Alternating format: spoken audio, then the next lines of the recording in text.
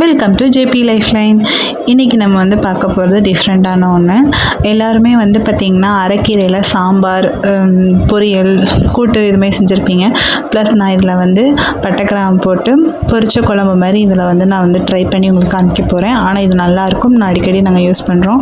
காலையில் வந்து காலேஜுக்கு ஸ்கூலுக்கு டிஃபன் கட்டுறதுக்கு இது வந்து காமன் நேரத்தில் செய்கிறதுக்கு ஈஸியாக இருக்கும். நான் கீரையை நல்லா கழுவி எடுத்து வச்சுருக்கிறேன். நான் ஒரு கட்டு கீரையில் அரை கட்டு கீரை எடுத்திருக்கேன்.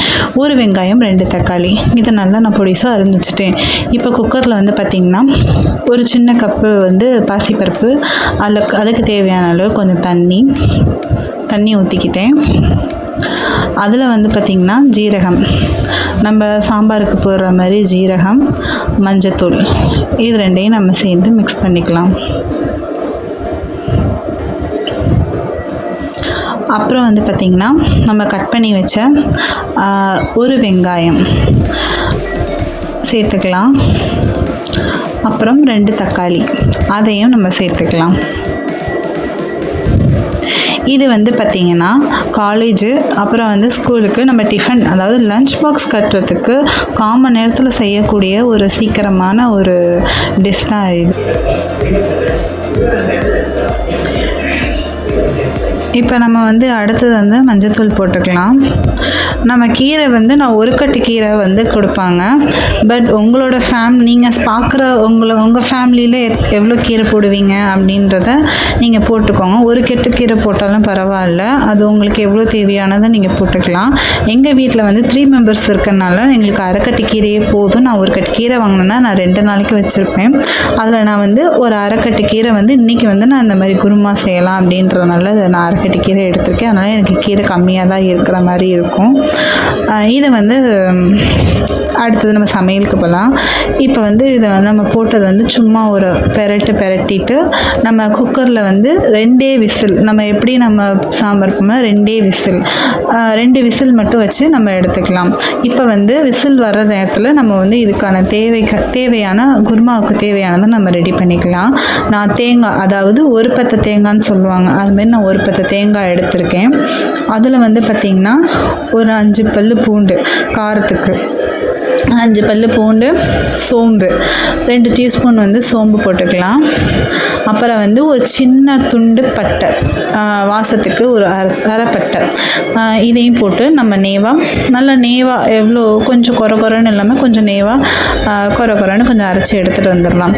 இப்போ வந்து பார்த்திங்கன்னா விசில்லேருந்து நம்ம 2 விசில் வந்ததுக்கப்புறம் கீரை இப்படி தான் இருக்குது. இதை நம்ம வந்து லைட்டாக அப்படியே மசிச்சு விட்டுக்கலாம்.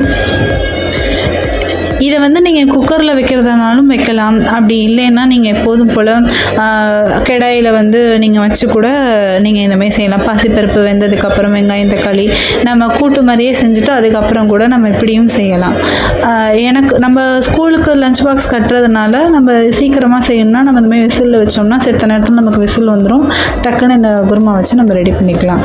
இப்போ நம்ம அரைச்சி வச்ச அந்த தேங்காவை வந்து நம்ம அதில் சேர்த்துக்கலாம்.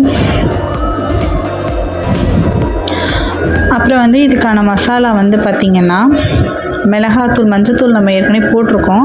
அதனால் மிளகாத்தூள் வந்து 2 டீஸ்பூன். உங்கள் வீட்டுக்கு நீங்கள் காரத்துக்கு ஏற்ற மாதிரி, சில பேர் காரம் கம்மியாக சாப்பிடுவீங்க, சில பேர் கூட சாப்பிடுவீங்க. அதனால் நம்ம காரத்துக்கு ஏற்ற மாதிரி நம்ம மிளகாத்தூள் போட்டுக்கலாம். நாங்கள் கொஞ்சம் சொல்லுன்னு சாப்பிட்றதுனால நாங்கள் 2 ஸ்பூன் மிளகாத்தூள் போட்டுக்கிட்டோம். அப்புறம் மல்லித்தூள் வந்து 1 டீஸ்பூன். இதில் வந்து சாம்பார் தூள் ரொம்ப முக்கியம், அது வந்து டேஸ்ட் கொடுக்கும் அப்படின்றனால நான் இதில் வந்து 2.5 ஸ்பூன் சாம்பார் தூள் எடுத்துக்கிட்டேன். இதுதான் அதோட குருமாவுக்கான டேஸ்ட், இந்த பொரிச்ச குழம்புக்கான டேஸ்ட் வந்து இந்த சாம்பார் தூள் கொடுக்கும். இதை நல்லா நம்ம கிண்டி விட்டுக்குவோம்.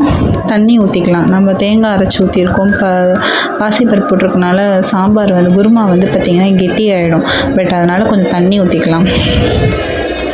இப்போ குழம்பு வந்து நல்லா வந்து பொரிச்ச குழம்பு வந்து நல்லா வந்து கொதிச்சு வருது. இதில் அப்படியே கிண்டிக்கலாம். அப்புறம் வந்து தாளிச்சிக்கலாம்.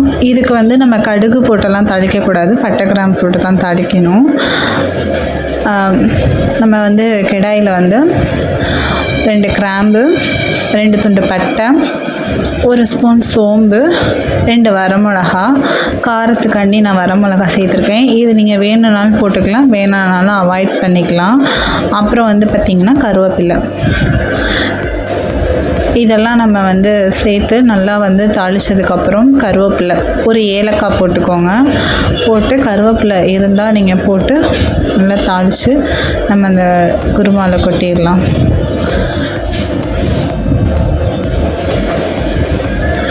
இது நல்லா கிளறி விட்டுக்கோங்க. இப்போ வந்து பொரிச்ச குழம்பு வந்து ரெடி ஆயிடுச்சு. அரைக்கீரை பொரிச்ச குழம்பு இப்போ வந்து ரெடி ஆயிடுச்சு. இது வந்து அந்த பட்டை கிராம் வாசம் அடிக்கடி கேட்பாங்கள்ல, அவங்களுக்கு வந்து இந்த டிஷ் வந்து நல்லாயிருக்கும்.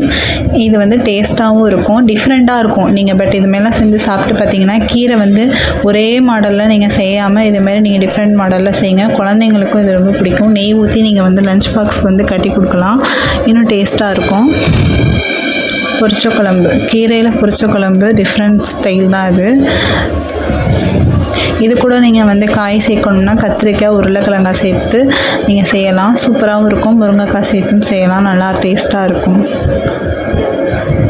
இந்த சேனல் உங்களுக்கு பிடிச்சிருந்துச்சுன்னா லைக் பண்ணுங்கள், சப்ஸ்கிரைப் பண்ணுங்கள். இதை நான் வந்து சர்வ் பண்ணி காமிச்சிருக்கேன். நான் ஷார்ட்ஸ் வீடியோக்காண்டி இந்த வீடியோ எடுத்திருந்தேன். வந்து மறக்காமல் வந்து லைக் பண்ணுங்கள். உங்களுக்கு இந்த வீடியோ ஃபுல்லாக வாட்ச் பண்ணதுக்கு ரொம்ப தேங்க்ஸ்.